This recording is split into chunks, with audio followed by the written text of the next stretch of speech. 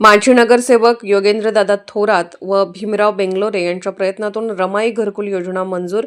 मिरजेच्या घाट रोड लक्ष्मीनगर गल्ली नंबर 1 येथे अण्णाभाऊ साठे प्रतिष्ठानचे अध्यक्ष भीमराव बेंगलोरे व माजी नगरसेवक योगेंद्र थोरात यांच्या प्रयत्नातून रमाई घरकुल योजना मंजूर करून देण्यात आली।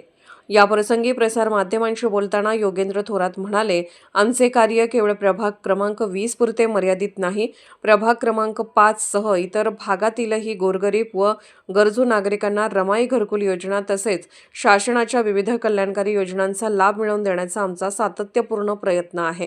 केवळ नगरसेवक झाल्यावरच काम करता येते असे नाही, इच्छाशक्ती आणि सामाजिक बांधिलकी असेल तर कोणत्याही पदावर न राहता लोकांसाठी काम करता येते। घाट रोड लक्ष्मीनगर पहिली गल्ली येथे राहणाऱ्या यशोदा श्रावण आवळे व मंगल रघुनाथ लोंढे यांना रमाई घरकुल योजनेअंतर्गत घरकुलाचा लाभ मंजूर झाला आहे। यासह अनुसूचित जाती व वंचित घटकातील नागरिकांना न्याय मिळवून देण्यासाठी आपण सातत्याने प्रयत्नशील राहणार असल्याचेही त्यांनी सांगितले।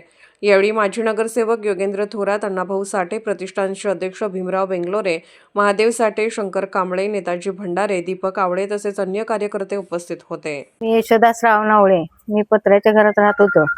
आम्हाला घरकुल मंजूर केलं दादानी, भीमराव दादानी, शंकर यांनी सगळ्यांनी साथ दिलेले, दीपक आवळे यांनी पण साथ दिलेले, आम्हाला हे घरकुल मंजूर झालेले।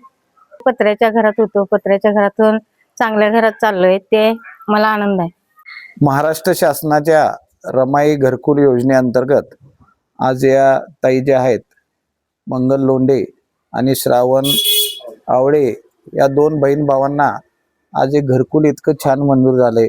300-350 स्क्वेअर फुटाचं घरं ही मंजूर झालेत आणि ह्या लोकांना आधी घरं नव्हती, शासनातर्फे त्यांना घरं उपलब्ध करून दिलेले आहेत। आमचे मित्र भीमराव बेंगलोरे आहेत, शंकर आहेत, दादू साठे आहेत, यांनी खूप प्रयत्न करून ही घरं उपलब्ध करून दिलेले आहेत। या गोष्टीचा आणि या बातमीचा आम्हाला एवढाच लोकांनी बोध घ्यावा की इलेक्शन येतात जातात, 15 तारखेला निवडणूक आणि 16 तारखेला निकाल, ही आमच्यासाठी फक्त एक तारीख होती।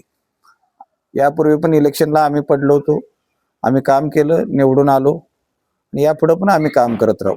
फक्त यावेळेला प्रभाग 20 असे काय आम्ही काय म्हणतात त्याला सीमा राहणार नाहीत। आज जे आपण पाहत आहेत की प्रभाग 5 मध्ये पण हे घरकुल योजना आहे। शासकीय योजना लोकांपर्यंत पोहोचवण्यासाठी नगरसेवक व्हायलाच पाहिजे असं काही नाही। आणि विकास निधी म्हणाल तर मान्य सुरेशभाऊ खाडे साहेबांच्या माध्यमातून किंवा पालकमंत्री साहेबांच्या माध्यमातून विकास निधी हा येतच राहणार आहे, विकास होतच राहणार आहे। आमचं काम थांबणार नाही, यापुढे काम चालूच राहणार आहे।